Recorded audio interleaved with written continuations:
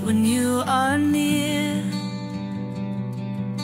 Your light breaks through our deepest fear. You make the broken heart rejoice. In you we find our voice. We lift you high above the skies. With every breath our praises rise. Your love, it never fades away. We worship you both night and day.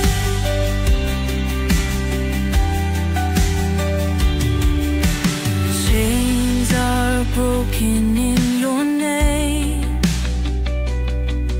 In you we are never the same.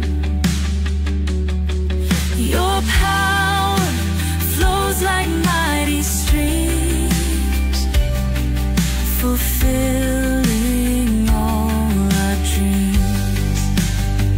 We lift you high above the skies. With every breath our praises rise. Your love, it never fades away.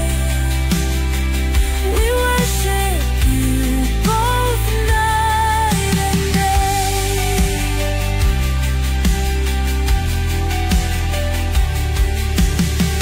Your name is power, life, and peace. By your word our fears release. You are the hope that fills our soul. In you we find our goal.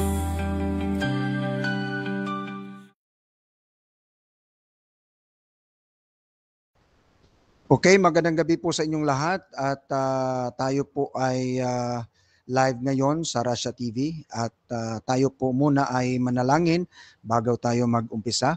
Let's pray. Father God in heaven, thank you so much for this evening.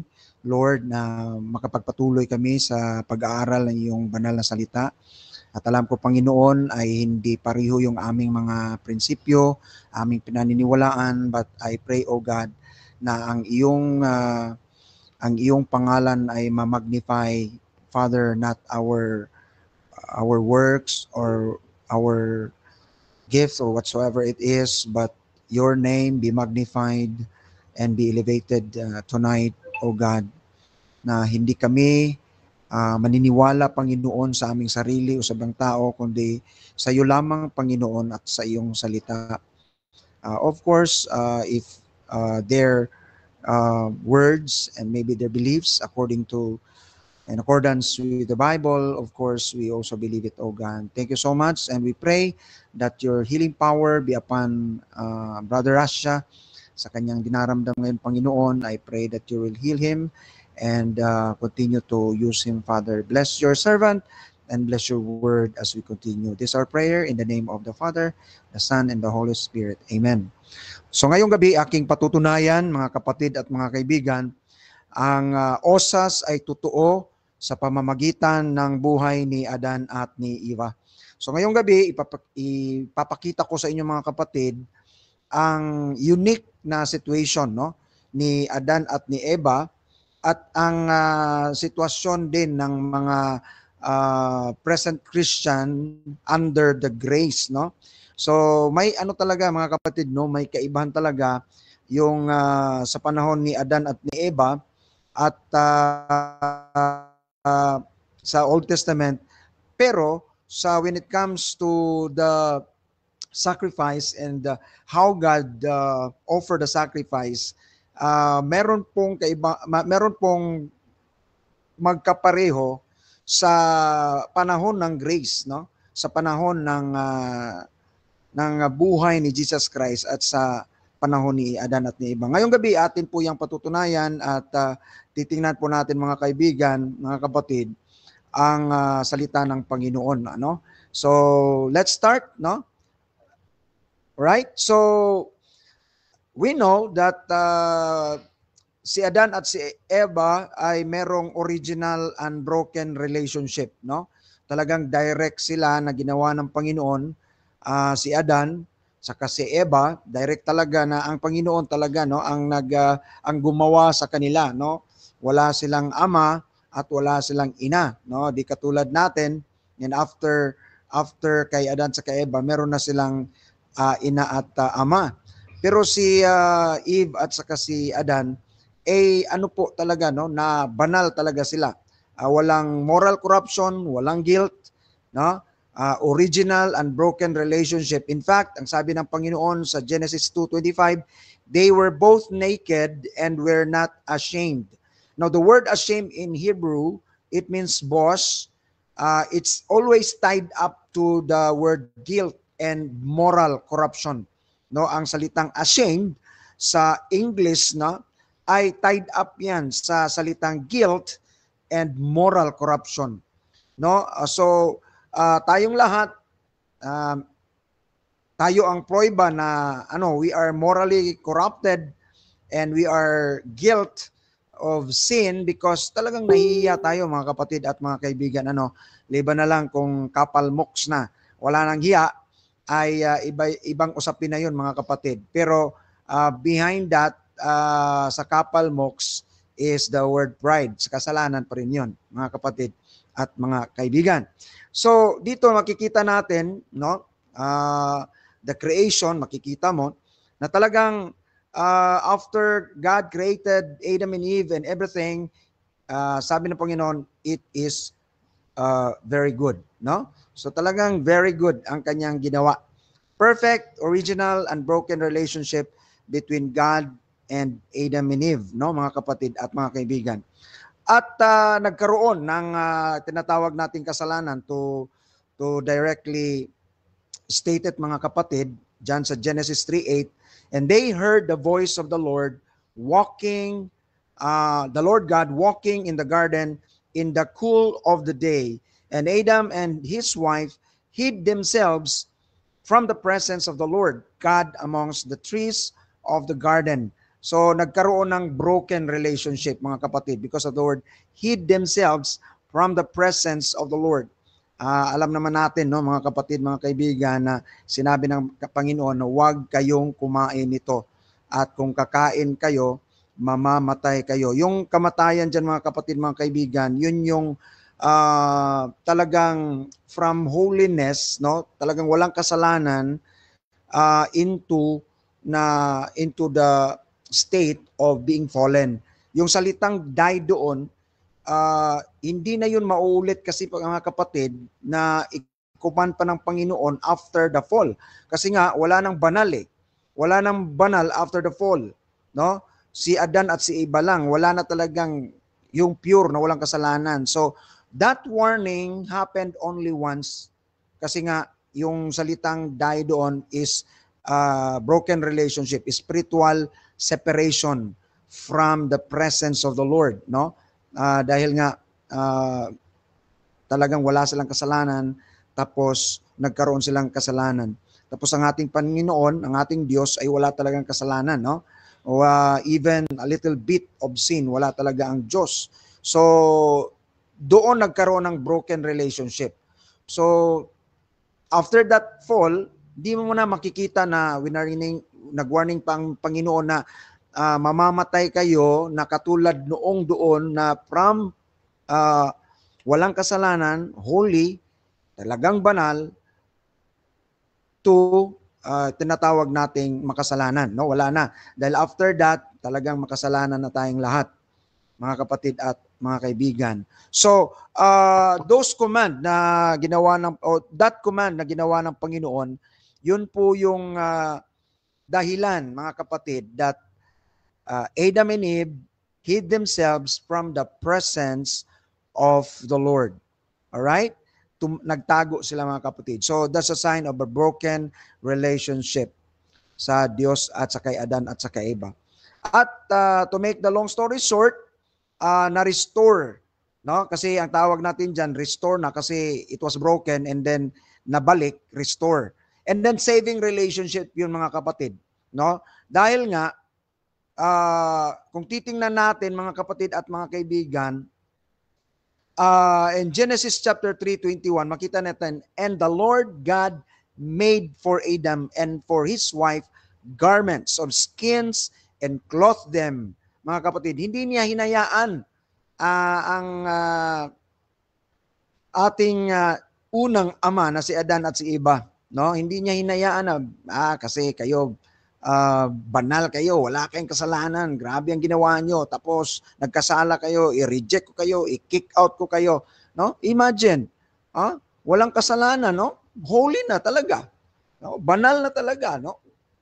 So, kung ako ang Diyos, ginawa kitang banal, at nagtraidor ka sa akin, ay talagang i-kick out kita. So, pasalamat na hindi ako ang Diyos. No? Pero, imagine na, banal na yon, hinabol pa. How much more tayo na makasalanan, nagkasala, bakit hindi tayo habulin? Bakit hindi tayo bibigyan, no, ng saving relationship, mga kapatid? Bakit hindi i-restore ng Panginoon kung tayo ay kanyang mga ginawa, no, mga kapatid at mga kaibigan? Now, this is an act of God na makita natin, mga kapatid, no? According sa note dito, garments of skin imply the death of an innocent. The death of an innocent. Meaning, yung garment of skin, alam nga naman na kunin mo yung balat ng something or hayop na hindi mo siya papatayin, mamamatay talaga siya. So, pag sinabi itong garment of skin, it implies death of an innocent animal. And the word cloth means cover or atone. So dito, mga kapatid, ang unang namatay talaga sa history, sa tao, sa katauhan, ay ang isang innocent animal. No? Hindi si Adan at si Eva yung basically namatay, kundi yung innocent animal na kinuha ng Diyos yung kanyang balat at cloth, no, cover, na tinabunan yung kanilang kasalanan. Now, dito natin makita, mga kapatid, mga kaibigan, na ang salvation is the work of God.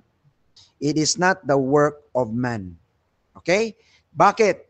Bago pa ginawa ng Diyos ang garment of skin, alam niyo to the prior verse, gumawa sila ng yung mga dahon. Ginawa ni tinahi nila, tapos tinabunan nila ang kanilang sarili, but ito'y ni-reject ng Panginoon. Hindi ito tinanggap. Okay? That is the work of man. Talagang sila ang gumawa ng kanilang covering, ng kanilang atonement, no? Kung baga sila ang gumawa na para maligtas sila sa kahihiyan sa harapan ng Diyos. So, gumawa sila. Sarili nilang gawa yon, mga kapatid. But it was rejected by God. So doon makikita natin, mga kapatid, ang salvation talaga, no? Ang saving relationship cannot be done by human. Hindi talaga by works, ano? Kasi kung work 'yon, dapat tinanggap na 'yon ng taos-puso ng Panginoon, no? Kasi grabe naman ang kanilang effort doon, mga kapatid, no, mga kaibigan. But that effort was rejected by God. And God made himself, siya mismo. Look at listen to that. Siya mismo ang gumawa ng paraan. Siya mismo ang nag-offer ng sacrifice of that innocent animal.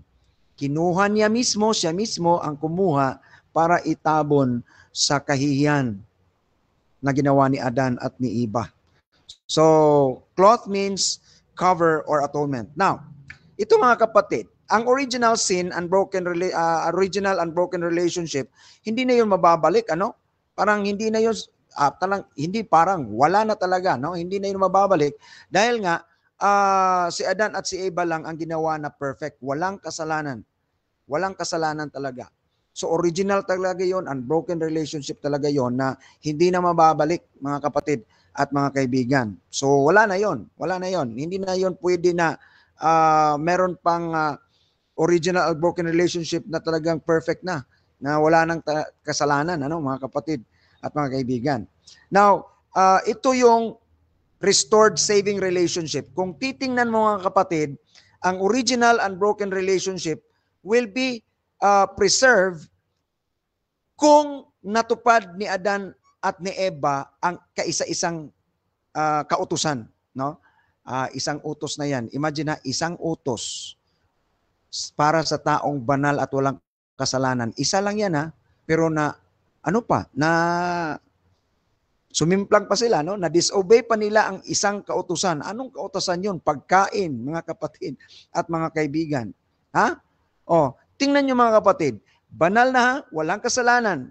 Nag-disobey pa sa isang kautusan.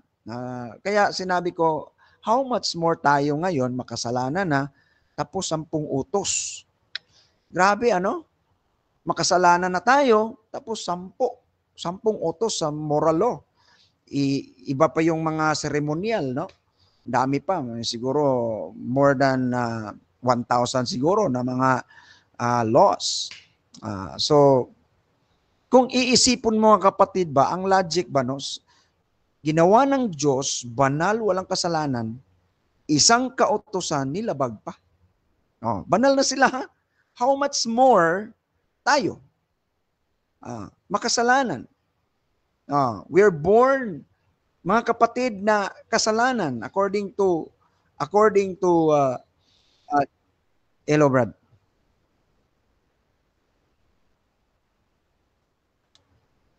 Nag-stop. Bumalik na siya. Kanina pa, bro.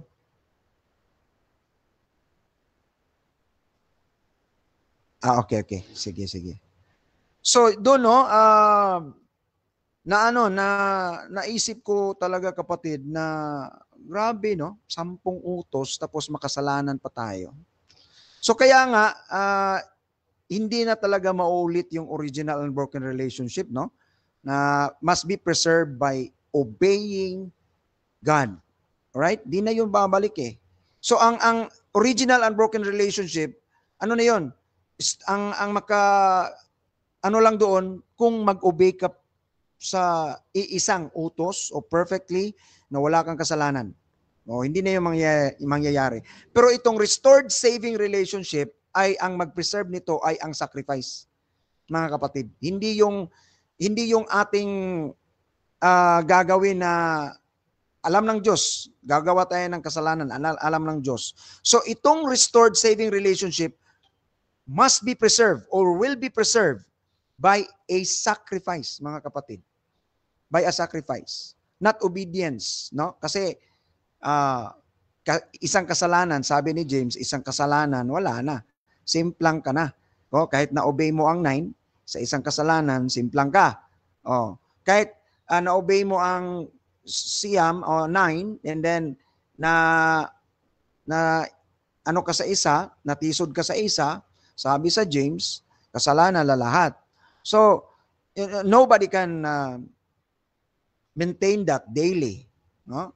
So, even an hour, I think an hour sa mind, sa puso, hindi lang sa action, sa thoughts.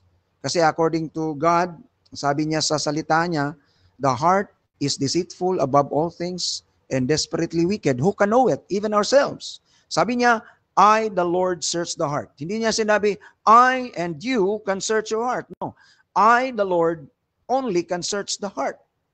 Ikaw, hindi ko nga alam kung I'm being deceived, no, by my feeling. Kaya nga, kung wala ang salita ng Panginoon, feeling lang yun, ay wala tayong basihan.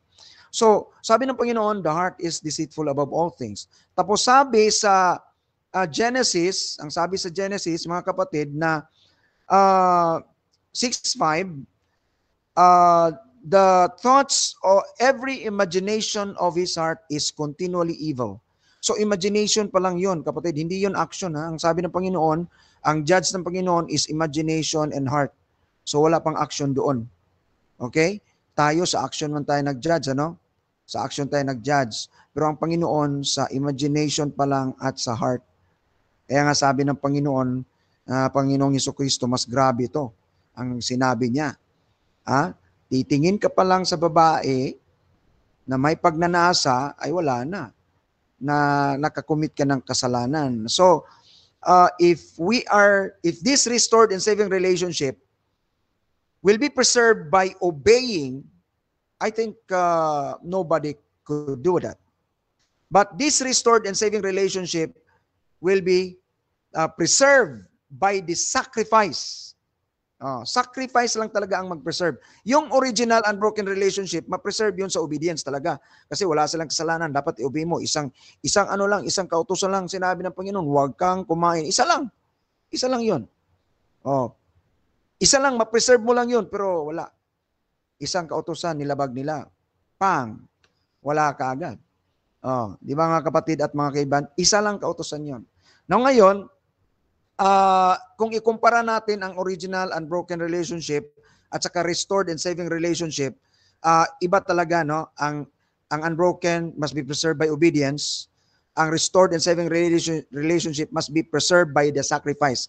Kaya nga may sacrifice from the Old Testament down to the New Testament. So original talaga yun. Hindi yun mga kapatid na puputol eh. Okay? So mga kapatid, mga kaibigan, yan po. Now, dito, Adam and Eve restored and saving relationship. Now, tingnan natin. The restored and saving relationship was preserved because God Himself do the sacrifice. Ito yung sinabi ko kanina. Alright? Ang Diyos mismo ang nag-offer ng sacrifice. Siya mismo ang Diyos. Hindi si Adan at saka si iba. Hindi si Adan ang kumuha ng lamb, saka kinatay nila, tapos in-offer nila sa Panginoon. Hindi. Ang Diyos mismo ang kumuha. The death of that innocent animal, kinuha niya ang balat at clothed them, covered them. Ang Diyos mismo. Kaya, preserve ito eh. Mga kapatid at mga kaibigan. Now, ito ang tanong. Number 1. Is there any passage of the scriptures that God warned again to Adam and Eve that if they will commit sin, they will die again and again and again? Bigyan mo ako ng passage, bigyan niyo po ako ng passage na nagsabi ang Diyos mismo kay Adan at kang Eva explicitly, katulad ng sinabi niyang huwag kang kumain ito dahil kapag kumain ka, mamamatay ka. After that restoration, after that saving relationship, offering the animals, the sacrificing the animals, ang Diyos mismo ang gumawa. After that, sinabi man ng Panginoon, wag na kayong magkasalahan dahil kung magkasala kayo, papatayin ko kayo. Ulit. Ulit and ulit. Again and again. Give me one verse explicitly. Sinabi kay Adan at kay Eva. If you can give me, message me in the comment. And then number 2, can you find any passage that Adam or Eve offered a sacrifice for their sin again? Nag-offer pa sila ng sin, ng animal sacrifice? Ilang taon na nabuhay si Adan? 900 plus years. So siya sa 900 plus years, wala siyang nagawang kasalanan. And the Bible is silent about it. And so, hindi mo rin makita mga kapatid, na nag-offer pa sila ng sacrifice. Why? Because God Himself offered a sacrifice for them. Hindi sila ang nag-offer. If you look at the Old Testament, sila mismo ang mag-offer. No? The priest, ang priest ang kakatay, tapos ang mag-offer, yun na may gumawa ng kasalanan, yun ang mag-offer. Pero dito ang Panginoon mismo, ang Diyos mismo. Hindi niya sinabi, Adan, iba, kumuha kayo ng hayop, mag-offer kayo. No, siya mismo. Siya mismo, because once God Himself offered the sacrifice, nako kapatid, mga kaibigan, meron pa bang kulang nun? Pag ang Diyos na ang gumawa, meron pa bang kulang? Hindi pa ba sapat na siya mismo ang nag-offer ng sacrifice? So, you cannot find any passage that Adam or Eve offered a sacrifice for their sin again and again and again. Hindi katulad ng mga, again, sinabi ko sa inyo, hindi katulad ng mga Old Testament saints, mga kapatid at mga kaibigan. Now, this is what I said to you, na ito yung kapariho ng grace period during the time of the Lord Jesus Christ and during the time of Adam and Eve. ang Diyos mismo ang nag-offer ng sacrifice. God became man and offer himself to do the sacrifice. Now, bakit meron pang kulang sa inyo? Ha? Bakit gumagawa pa kayo ng mga iba't ibang paraan upang i-offer additional sa ginawa ng Diyos? Yan ang sagot ko. Bakit nakulangan ba kayo sa ginawa ng Diyos at sabi ng Panginoon, tetelestai, it is finished. Tingnan nyo sa military term, tingnan nyo sa kahit anong term, titingnan nyo ang tetelestai, it is finished. Oh, bakit meron pa tayong mga ginagawa to add to that sacrifice? Si Adan at si Eva, ito yung pinaka bottom line na nakita ko dito. Si Adan at si Eva, ang Diyos mismo ang nag-offer ng sacrifice. Sa panahon ng ship, restored ship and saving relationship, tinawag ko talagang ship ito kasi one ship, always ship talaga yan. Kapatid at mga kaibigan. No, kung titingnan ninyo dito mga kapatid at mga kaibigan, napakaganda ng comparison. During the time of Eve and during the time of the ship of the Lord Jesus Christ. God himself offered for the sacrifice for the sin of his people. Kaya nga sabi ni Jesus Christ, I offered my life for the sheep. I give my life for the sheep. I do from heaven, I came down from heaven to do the mission, John chapter 6. Anong mission niyan? To do what the Father will is. What is that? Na lahat ng ibinigay niya sa akin, walang isa na mawawala. Ibibigay ko ang aking buhay para sa kanila. So ito mga kapatid, mga kaibigan, napakaganda. Sabi ko, Lord, salamat. Ngayon, kaya nga sabi sa Hebrews chapter 10, ito yung common na ginagamit ng mga anti-osas. Walang problema yan. Ang Diyos mismo, okay, walang problema. Pero kapag ikaw willfully, ang magkasala, ang ship magkasala, talagang sabi, wala nang offering. Kasi nga mali yung pagkaintindi. Ang Hebrews chapter 10, verse 12, but this man, after he had offered one sacrifice for sins forever, sat down on the right hand of God. Anong sabi niya sa 26? For if we sin willfully after that we have received the knowledge of truth, there remains no more sacrifice for sins. Kaya nga, sinabi ko, ang sin dyan, singular, ito nga kapatid ayan. Ito, sin, singular, ayan. Ano yung sin dyan, mga kapatid? We sin willfully. After that we have received the knowledge of truth. Ayan, knowledge of truth. Anong truth dyan? Ang truth yan, ayan, verse 12. One sacrifice. Itong taong to, sabi ni Apostle Paul, as the scholars agreed, most of them na si Pablo ang sumulat. Itong taong ito had offered one sacrifice for sins forever. That is the truth. Pero itong mga taong to, may mga tao dito, mga Jew, nag-offer pa rin ng blood of bulls and goats. So sabi, if we sin willfully, anong kasalanan yan? Rejecting the death, rejecting the offering of the Lord Jesus Christ, and then patuloy ka pa rin na nag-offer ng mga blood of bulls and animals. Insulto yan dito sa ginawa ng Panginoon. Yan, Kristo, tetelestai, it is finished. Ito. Mga kapatid at mga kaibigan. So, kung titingnan nyo mga kapatid, yan ang context. Yan ang sabi ng writer. So, Kung mag-continue ka mag-offer, sabi dyan, wala na, no more sacrifice for sins. Kasi nga, Jesus Christ died one sacrifice for sins forever.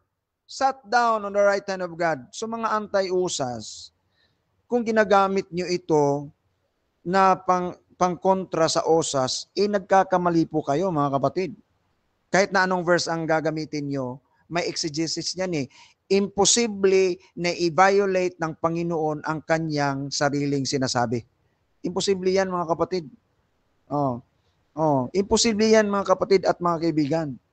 Imposible yan na tapos na pero meron pa pala, tetelestai, it is finished, pero hindi pa. Ano yan? You are violating the law of non-contradictory statement. Sabi ng Panginoon, hindi ko kayo pakakawalan, hindi ko kayo iiwanan, hahanapin ko kayo. Makikita natin yan mamaya mga kapatid. Kaya nga, sabi ng verse 27, kapag patuloy kayo nag-offer something in addition to the sacrifice of Jesus Christ, wala nang natitira, sabi ng verse 27, but a certain fearful looking for judgment and fiery indignation which shall devour the adversaries. Wala na, impyerno ka na talaga. Alam mo na si Kristo namatay, nag-offer, alam mo na yan, pero patuloy ka pa rin nag-offer ng kahit ano dyan para sa iyong kaligtasan. Hindi iniinsulto mo, sabi sa 28, inaapakan, parang inaapakan mo ang Son of God. Parang inaapakan mo siya. Kasi nga, insulto para sa kanya, sabi niya, it is finished, pero hindi pa pala, kulang pa pala. Mga kapatid at mga kaibigan. Alright? Now, yan po ang sabi dyan, mga kapatid. Kaya nga, wala na. Anong ginawa ng Panginoon? Enough na yun eh. Para sa atin eh. Enough na yun, mga kapatid at mga kaibigan. Now, ito ang, tingnan nyo mga kapatid ha, two things in common in Genesis chapter 3 sa panahon ni Adan at ni Eva and Luke 15 sa sheep. There are two things in common. Nakita ko. Number one, God Himself looked for them. Nung nagkasala si Adan at si Eva, sinabi ng Panginoon na, sinabi ba ng Diyos na bahala kayo dyan. Wala kayong kwenta. Sinabi na ganon? Willfully ha? Nagkasala sila. Pero anong sinabi ng Diyos?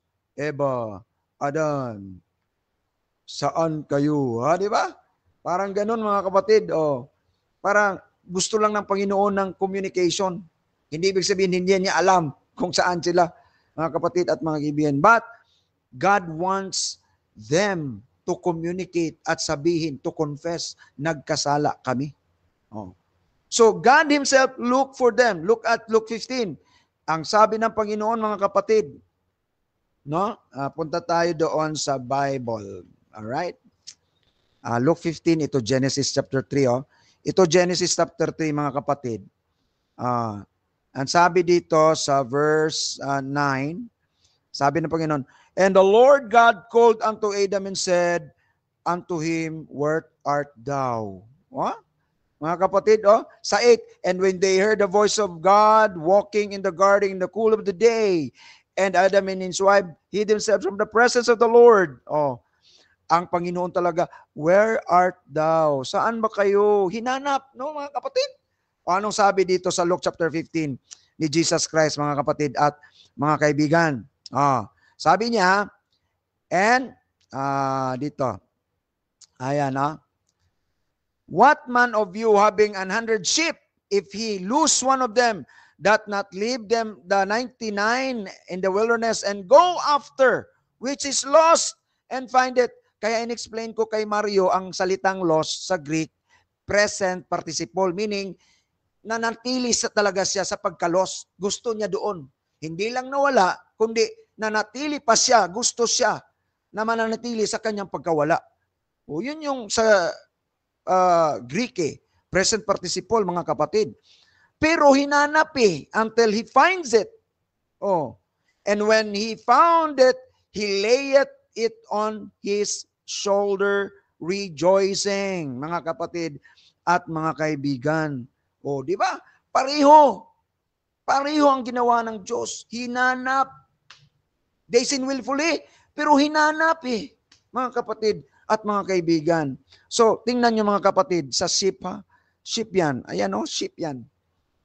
Balik tayo doon. Ano pa? Number 2, mga kapatid at mga kaibigan. God Himself took care of them. Anong sinabi doon sa Genesis mga kapatid? Anong sinabi doon? Sa 21? And unto Adam also and to his wife did the Lord God make coats of skins and clothe them. See? Mga kapatid at mga kaibigan, grabe no? Anong ginawa dito ni Jesus Christ, no? To the ship. And when he had found it, he laid it on his shoulders, and rejoicing. Mga kapatid at mga kaibigan. So, yan ang dalawa na common na nakita ko. 2 things in common sa Genesis chapter 3 sa kang Adam at sa kang Eve and the sheep in Luke chapter 15. Di ba mga kapatid, mga kaibigan? Ngayon, itong dalawang ito na napakaklaro, explicit, na makita natin talaga sa Bible, bibigyan mo ng verse, iharap mo yung verse sa akin na implied, para sa ship yun o hindi? Para sa totoong tupa yun o hindi? Kasi merong mga goats sa balat, parang Christian, pero sa spiritual, walang application. Kaya yung mga terms na ginagamit doon sa 2 Peter, bought, enlightened, mga ano yun mga kapatid, sinabi ko na yan sa lecture ko, mga kapatid at mga kaibigan. Those are literary, rhetorical terms. External existentialism ang tawag doon na term. Physical description without spiritual application. Both physical description, kasi nga, paano mo i-describe ang apostasy na galing siya sa loob na lumabas? Apostasy. Alright? So, ang description ni Peter doon sa 2 Peter is both. Sa Hebrews naman, enlightened. Ano pa yon? Tasted. Ano pa yon? Sa Holy Spirit, ano yun? So, yung mga words na yon are literary, rhetorical terms expressing an outward description without spiritual application. Ang tawag doon sa writing, mga kapatid at mga kaibigan, ay existential realism. Panlabas lamang na anyo. Ginagamit ng mga writers yon, mga kapatid at mga kaibigan. Katulad ng Panginoon na ginamit niya doon kay Peter sa Acts chapter 10. Anong sabi niya? Sabi niya doon na, Peter, ganito, kumain ka. Sabi niya, hindi pa, Panginoon, hindi pa ako nakakain. Sabi ng Panginoon, do not call unclean those who are washed or cleansed by God. So, ang salitang cleansed doon, external lang yun. Hindi ibig sabihin na pati yung mga animals, masave din.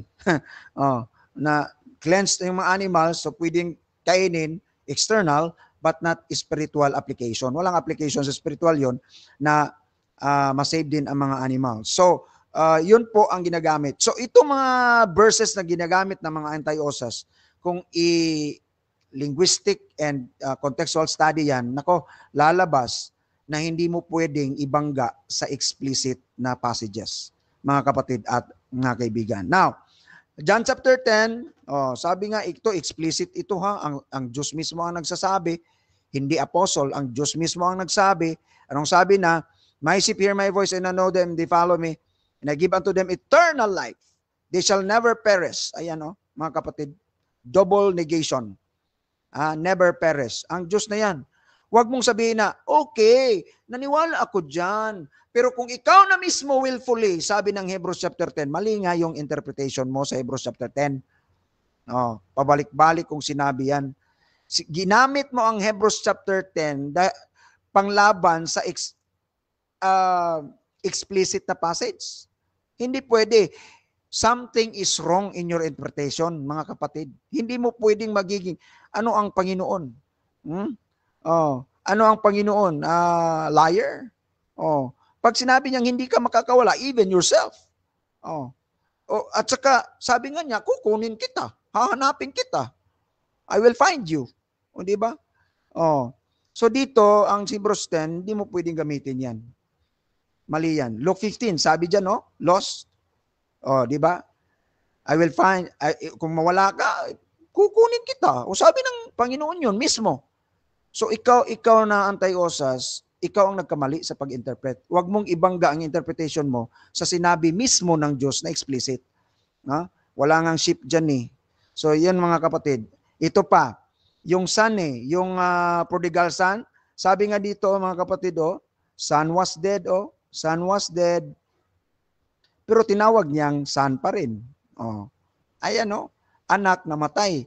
Hindi yan pwede na gamitin mo yan sa dead doon sa Ephesians chapter 2. Napatay sa kasalanan. Hindi pwede yun, no? Separation of fellowship ito. Kasi son pa rin ang tawag sa kanya eh. Ayan, sa prodigal son, sa Luke chapter 15. So wala tayong ligtas dyan. Di pwede yan mga kapatid at mga kaibigan. Alright? Now, ito ang pinaka-bottom line sa mga osas believers at sa mga anti-osas. Now, ito yung katotohanan talaga. Osas believers focus to the promise of God Himself to the sheep. Nakafocus kami sa explicit na sinabi ng Diyos mismo para sa mga tupa. Makapokus kami doon. Ang osas believers. No? Kayo, ang mga anti-osas, paraging tinitira, focus kayo on what man can do to himself. Ang anti-osas, nakafocus on what man can do to himself.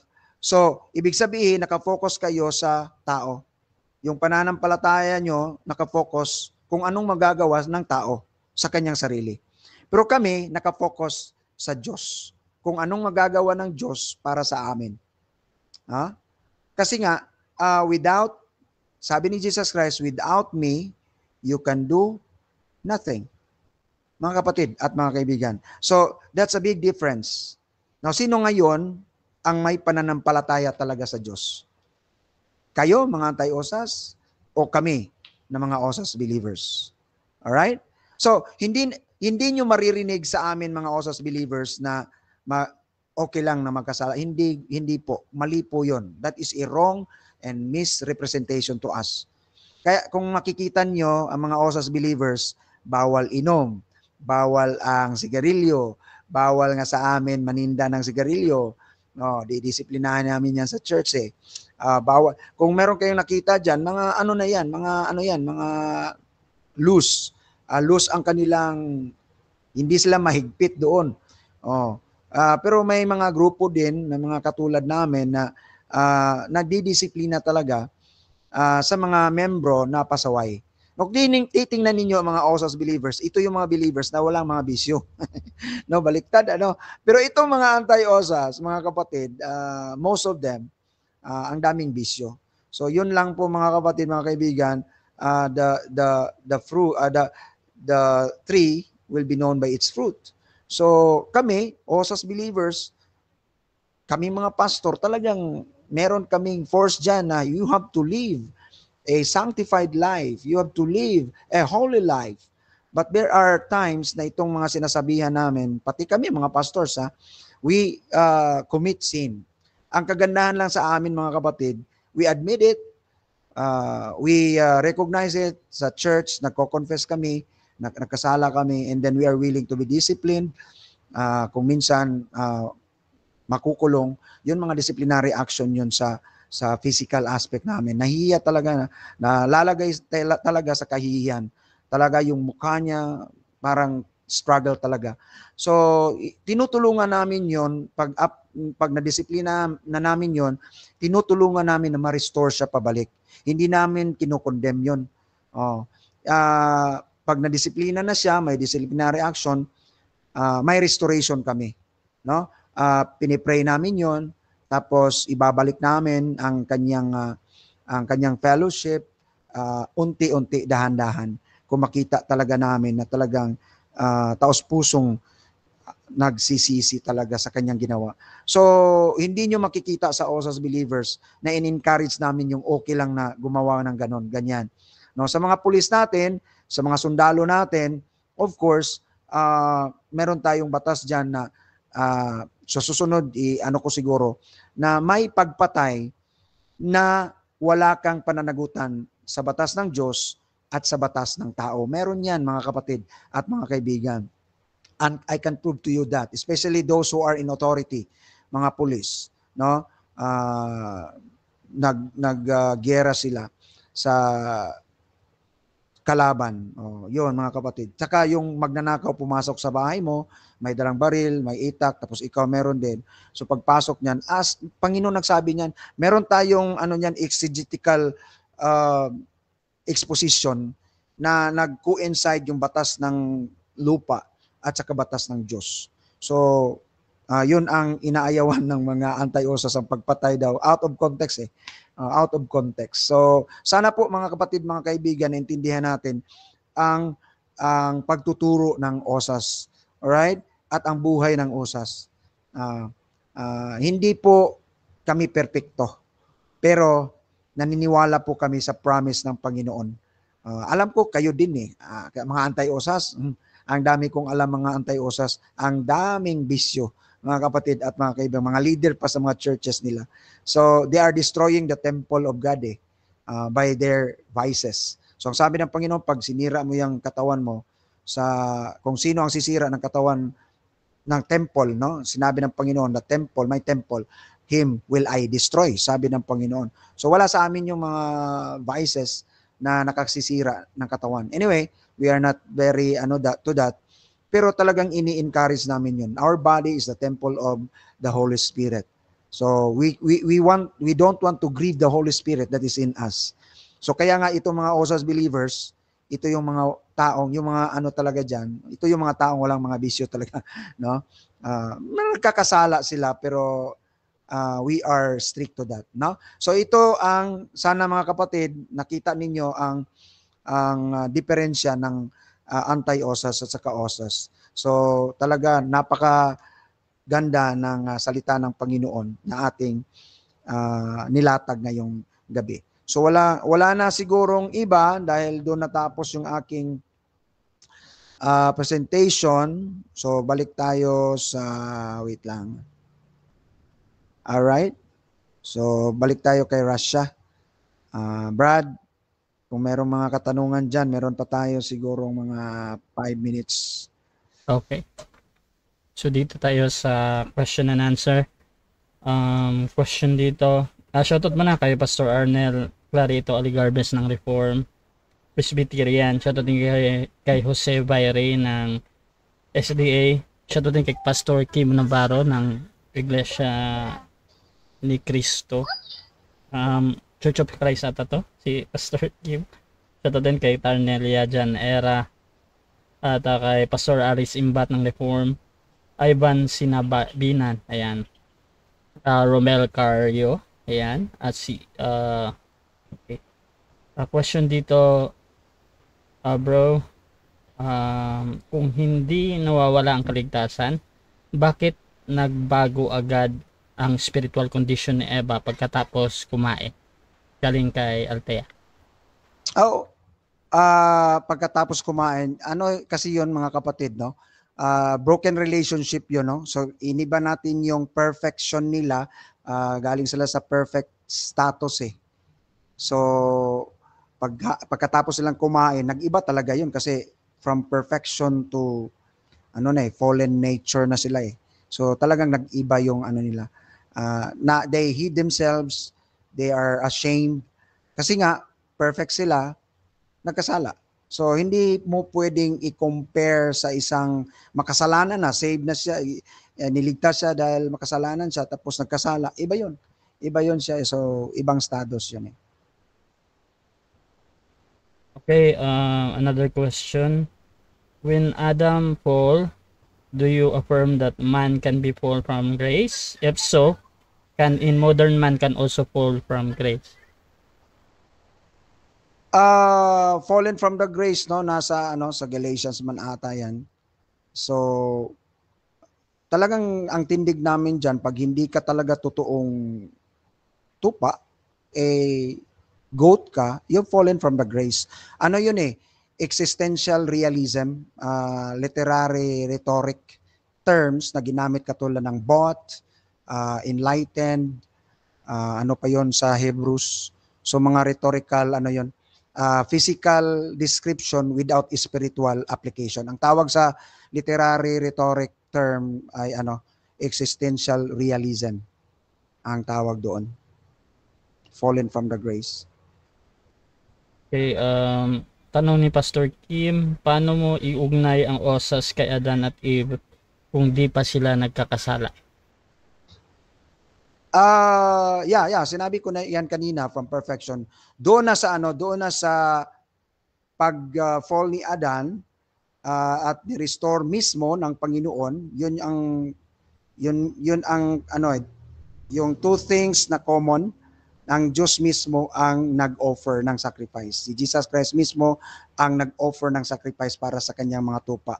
So, magkaugnay sila, no? Magkaugnay sila. Ang Diyos mismo ang nag-offer kay Adan at kang Eva ng sacrifice. Siya mismo ang nag-cloth. Siya mismo ang nag-offer ng animal. And the same with the osas, sabi ng Panginoon, I offer my life for the sheep. Okay? Binigay ko aking buhay para sa mga tupa. So the same. Yun ang kaugnayan doon, kapatid. At saka hinanap ng Panginoon ang osas, ang sheep. Okay. Sabi ni Romel, tanong ko po, tama po ba yung sinabi ng ahas kay Eva na hindi ka mamamatay pag kinain mo yan? Tumutukoy kasi ito sa pagpakahulugan na osas yung sinasabi ng serpent. Okay. You cannot equate that. Kaya sabi ko, sa state ni Adan at ni Eva, holiness yun eh. Holy sila, walang kasalanan. So, sinabi ko kanina, they have to preserve that original and, anong sabi ko doon? Unbroken relationship by obedience sa isang kautusan. Obedience. Bakit? Holy sila. So, ma-maintain nila yon by obeying that. Pero kaso, they fall. So, kaya nagiging, broken relationship. So, ang sa osas kasi, we are not holy. Makasalanan tayong tinatawad tinubos. Kaya, hindi mo pwedeng i-equate yun doon sa state ni Adan at si Eva. After the fall, you can equate na ang Diyos mismo ang nag-offer ng sacrifice. Ang Diyos mismo ang tumulong sa kanila. God take care of them. So yun ang equation doon sa osas at sa kang Adan at sa kay Eva. Not before the fall. Because they were perfect. Tayo, kami, mga osas, mga sheep, hindi kami perfect. We're just saved by the grace of God. So, hindi pwedeng i-equate yun Totoo yung sinabi ni Satanas, totoo yun. Pero, hindi mo pwedeng i-equate yun doon sa mga sheep. Okay, tanong galing kay Ivan. Sabi niyo tungkol kay Adan at Eve, isang utos lang ang nilabag. How much more na tayo na makasalanan na may 10 utos at sabi ninyo, every imagination and action are evil. Ibig sabihin po nito na it is impossible to overcome sin and continue to abide in Christ? It's not impossible. Sabi nga ng Panginoon, nothing is impossible sa Kanya. Kaya sabi ni Jesus Christ, without me, you can do nothing. Philippians chapter 2, for verse 12, for it is God who works in you both to will and to do of His good pleasure. So, ang Panginoon pa rin. Kung ang Panginoon ay kikilos sa buhay natin, walang imposible. Kung minsan kasi, God allowed us to fail para yung pride natin mabawasan. Kasi may nalaman kasi akong pastor na grabe ang pride sa kanyang sarili. Malaki na yung church niya, parang untouchable na siya. God allowed him to commit adultery. And from that moment, that pastor humbled himself and talagang wala. Talagang from that moment, he was sanctified by the Lord. So kung minsan, wag nating i-judge yung mga pastor na yan kasi baka nga may pride yan at gustong pabagsakin ng Panginoon. Kaya kagaya ni David, grabe ng pride niya, so binagsak siya sa adultery. So by that time on, ginamit ng Panginoon yan for our sanctification. So wag kayong mag-judge kaagad, baka instrumento ng Diyos ang mga bagay-bagay na yan para ang taong yan masanctify. Okay? So sana po naintindihan ninyo yon.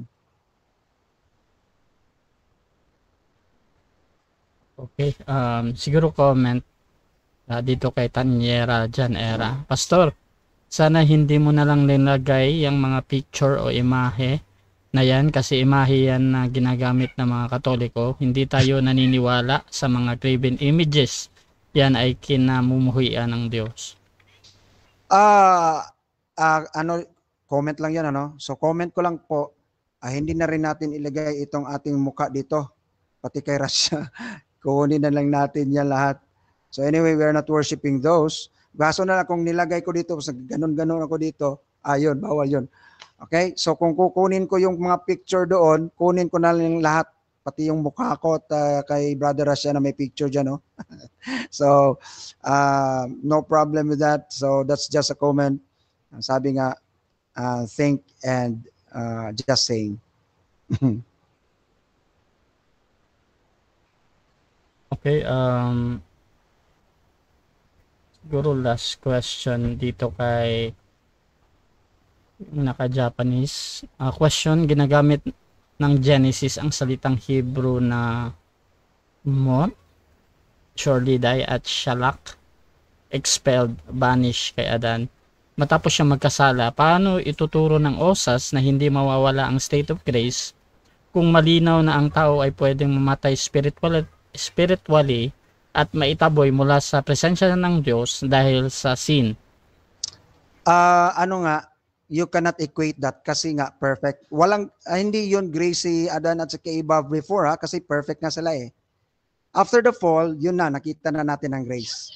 Pero before the fall, perfect sila eh.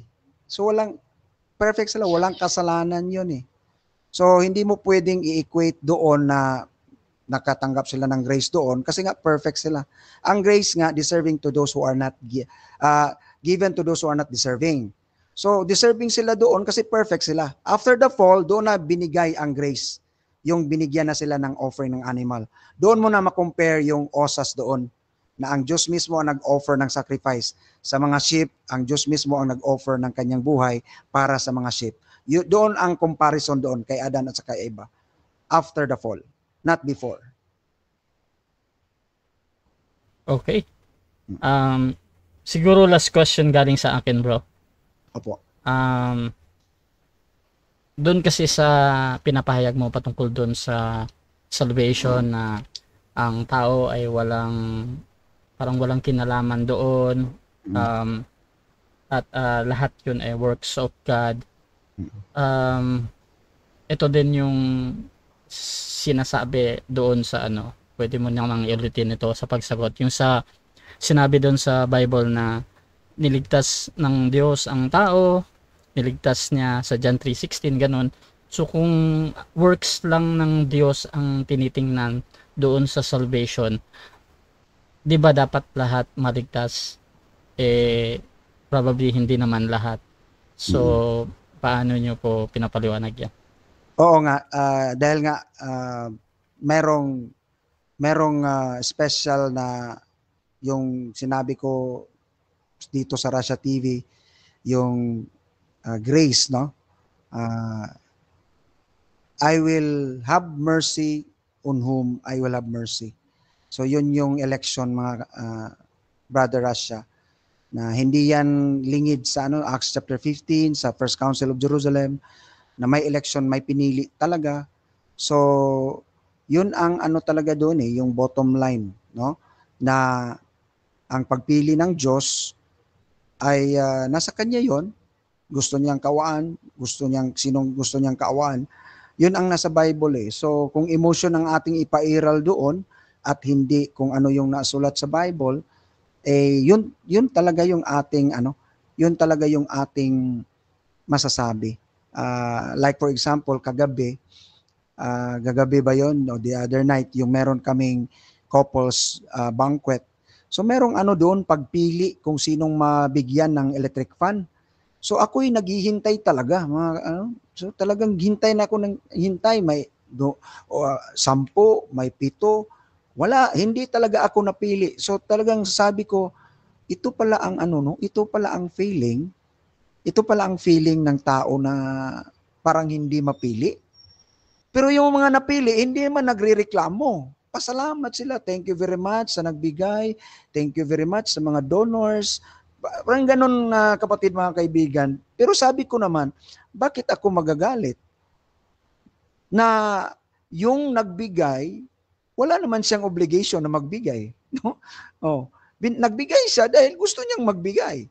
At kung sinong mabigyan, yun ang mabigyan. So, wala naman siyang obligation na magbigay siya ng ganun. So, yun din ang sa Panginoon. Wala namang obligation ang Panginoon na kung sinong kanyang bibigyan ng kanyang awa. No? So, yun ang nasa akin, brade. Sabi ko nga kagabi, ito pala yung feeling, no, pag hindi ka napili. Pero, sabi ko naman, wala naman obligation ang sino man sa atin kung sino, non-obligatory character ang pagbigay at ang pag-ibig, kapatid, mga kaibigan. So yun ang bottom line. If we talagang di natin maintindihan yung sinabi na nagrebelde tayo sa Diyos, lahat tayo impyerno, the question is not why God, the question is not why God did not save anybody, but the question is why God should save us. Bakit tayo iligtas ng Panginoon kung tayo nagrebelde naman? No? So, pasalamat tayo sa Diyos na meron siyang pinili na magrepresent sa kanyang pangalan. So, yun ang nasa Bible eh. So, wala tayong diyan. Biblical based tayo eh. Kung may follow-up ka, Brad, okay lang. Follow-up question, bro. Lagi kasi itong nababanggit nyo sa John 10:27 ba? At doon sa follow. Follow me. Ang question dito, bro, in reality kasi in these 2,000 years doon pa sa pinakauna na sa first century hanggang ngayon, meron talagang mga lugar na hindi nadidinig yung about sa Christian, like merong mga lugar sa Middle East na talagang nakaban yung mga ganun, or meron sila naabutan sila na namatay na sila, hindi talaga nadinig. Sa perspective ba ninyo, lahat yun probably hindi sila napili dahil doon sa salitang follow, kasi they never follow Christ. Napakagandang tanong, Brother Rasha. Actually, maririnig natin dyan sa YouTube, may mga Islamic country na talagang bawal talaga mag-preach doon. Ilang testimonies ng aking narinig na may mga asawa ng mga tawag nila mga extreme na mga Islam na nanaginip, nakakita ng vision ni Jesus Christ, tapos sinabi, ako ang Diyos. Tapos hindi niya narinig si Jesus Christ kasi bawal nga doon sa lugar nila. But then marinig nila na si Jesus Christ, nakita nila, tapos kusa binigay nila ang kanilang pananampalataya doon sa vision nila. So you see, sinabi ko, kung walang pinili ang Diyos, bakit hindi siya nagpapakita sa lahat? Baliktad yung yung reverse yung doon eh. So sabi ko, may pinili talaga ang Diyos. Na kapag pinili niya ang isang tao kahit saang lugar, Brad, yung mga testimony sa YouTube, mga Islam at iba pa na mga testimonies, makita mo talaga sa YouTube, ang dami na narinig lang nila ang Panginoon, vision, dreams, dahil bawal nga doon si Jesus Christ, pero kaya naligtas sila. It's a miracle. Kaya nga sabi ko, grabe no, di mo talaga maisip kung ganon. Yun yung sagot ko doon, Brad. Okay, so final conclusion, bro, sa topic. Okay, so salamat no sa panahon at sa mga question nyo. Wait lang. Salamat sa mga tanong nyo. Siguro magkaiba tayo ng pananaw, magkaiba tayo how to understand the scripture. Pero ako, trained ako sa linguistic and contextual interpretation. Base talaga doon sa context, sa immediate at saka sa passage. So train ako dyan, kaya ito yung stand ko. So salamat sa inyo. Anyway, I'm not forcing my belief here. So I'm just telling you our side, no? At ang Panginoon ang bahala sa inyo at ako'y patuloy na manalangin sa bawat isa.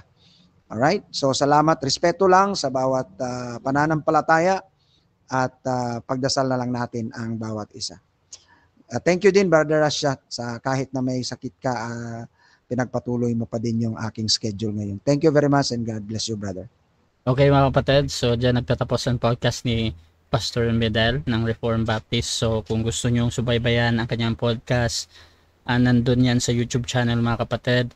Itatry natin ibukod yun para mas madali yung tingnan kasi madami-dami na din. Ayan, so abangan nyo siya lagi dito mga kapatid, every Sunday yan 7 PM kasi sa Facebook dinidelete ni Facebook yung mga video after 1 month.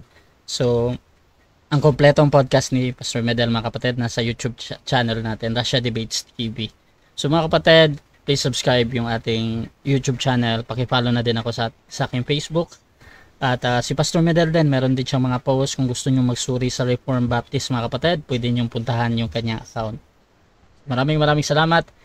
This is Admin Rasha ng Rasha TV and we're out.